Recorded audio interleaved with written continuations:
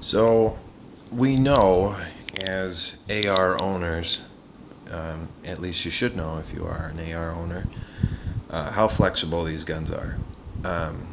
Up here I have my 300 blackout upper, Streamlight TLR 1 HP, kind of setting it up for more of a longer range precision type of setup.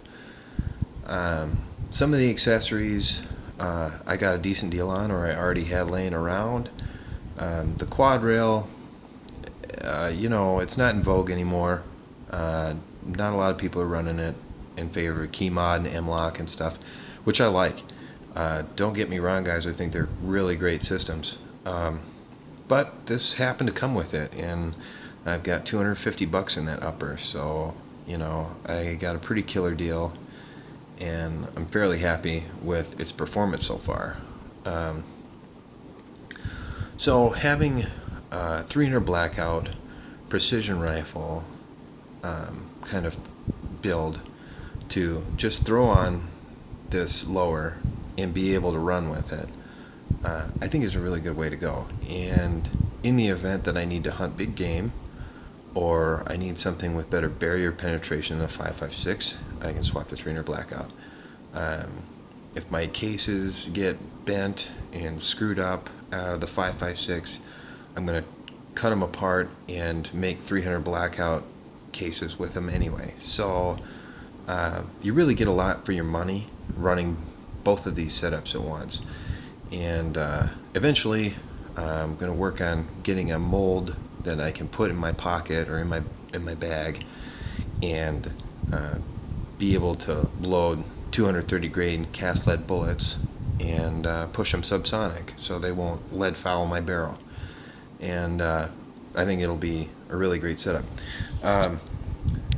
So for SHTF kind of purposes, a 22 conversion for this rifle is an absolute must, and that's what I intend to get from CMMG. It's not incredibly expensive.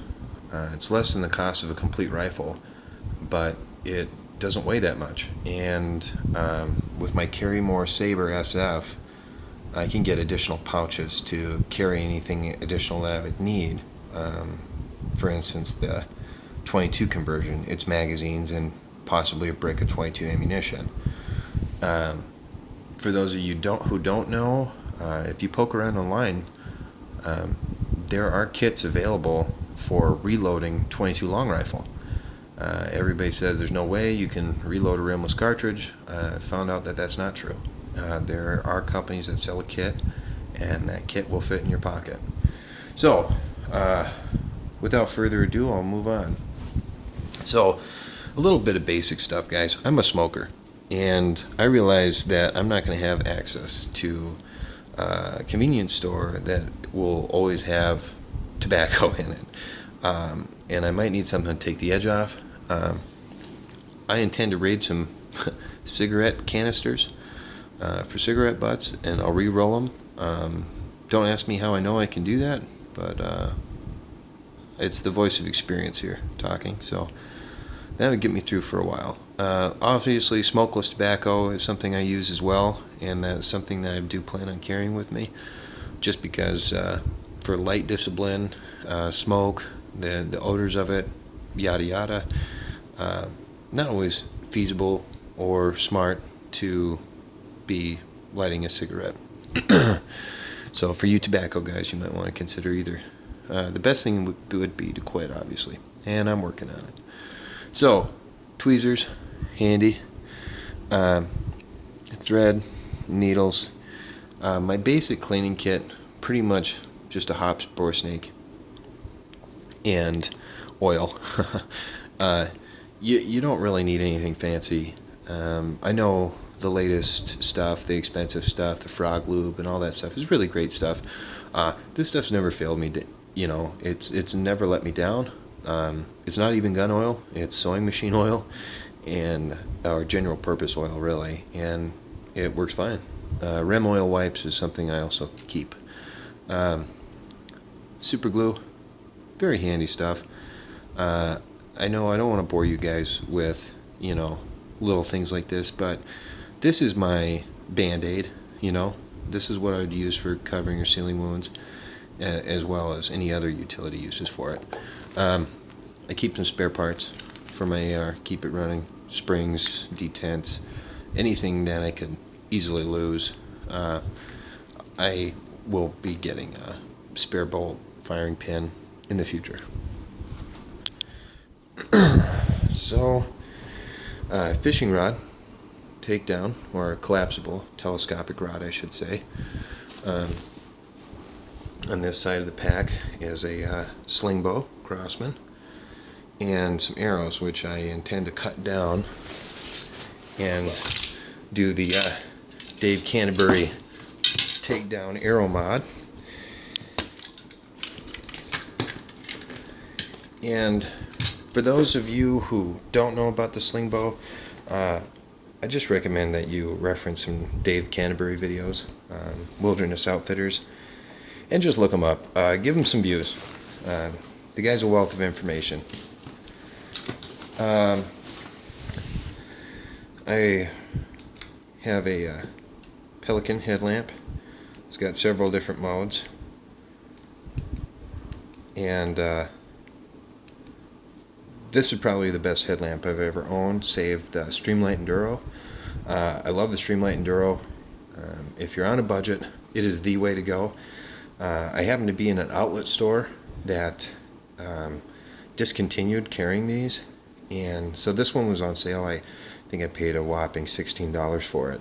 It's a it's a fairly expensive headlamp. On this side of the pack, my SE6, and there are other knives that could definitely do the job. I just decided that if it was my last knife, what knife would it have to be? And SE was the answer. Really, I personally can accept no substitutes than a fixed blade SE knife for when things are really, really fucked up. I love this knife.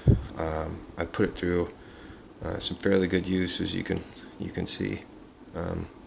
I get out and do stuff with it, and I'm not afraid to use it. Mora, I love Moras. They're probably my second favorite when it comes to wilderness blades, but it's really tough to beat SE. I'm running a Gigantor fair seam rod that I bought off of Amazon. You can look for extra large fair rods, they do have them. I wasn't comfortable just having it kind of sitting in the pouch, so I did a paracord wrap around it, tightened it up really good, and tethered it to my sheath so I won't lose it. I keep a Sawviver chainsaw, and I've seen people kind of whine and bitch and moan about the shorter model not being long enough to fully stand while they're cutting something that's on the ground. And the answer to that is to make some paracord loops, guys. Just make some paracord loops, and make little handle extensions. Don't go out and buy the huge one of these, because it's just adding unnecessary weight, and you should probably have paracord on you anyway.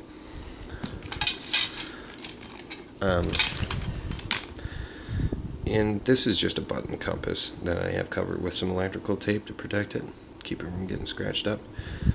I carry several of them. It's kind of interspersed throughout my kit.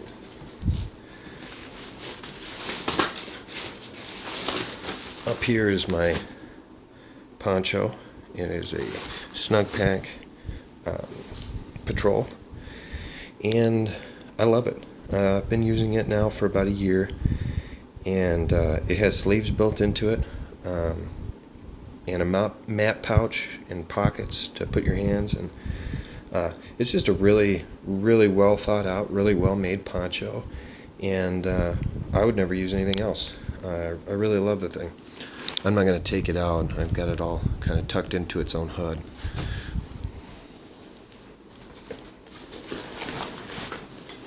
the top pouch here.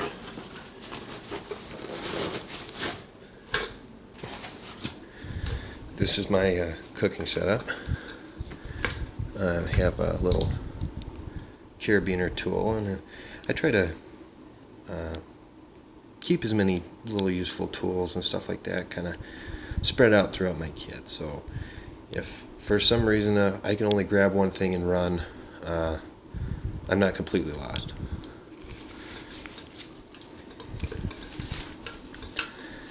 This is a Bush Buddy solo stove with the solo pot, and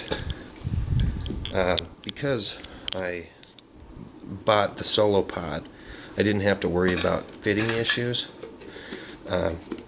with the stove fitting inside. So that's one thing I would recommend. If you're going to buy the solo stove, buy the solo pot as well. Tin foil, handy for signaling, handy for cooking. We all know that. I love this setup. I know a lot of preppers are pretty crazy about the jet boil, and it is a rockin' stove. I did talk to one of my buddies and ended up talking him into getting a solo stove, and he loves it. He wanted something with fuel, something that was a little bit more on demand and low maintenance. This stove is not incredibly low maintenance. It's not something that you can just fire and forget. It's something that you have to keep feeding and keep burning in order to get your food cooked. So there is some trade-offs with running a gasifying stove like this, but it's worth it for me not to have to carry any fuel. Everything that I use is biomass. It makes no smoke. It's pretty low signature. And Leatherman multi-tool, and my fishing kit sits inside the tin that came with my SE6. That's where I keep all my lures and etc. Alright guys, come back for part 3.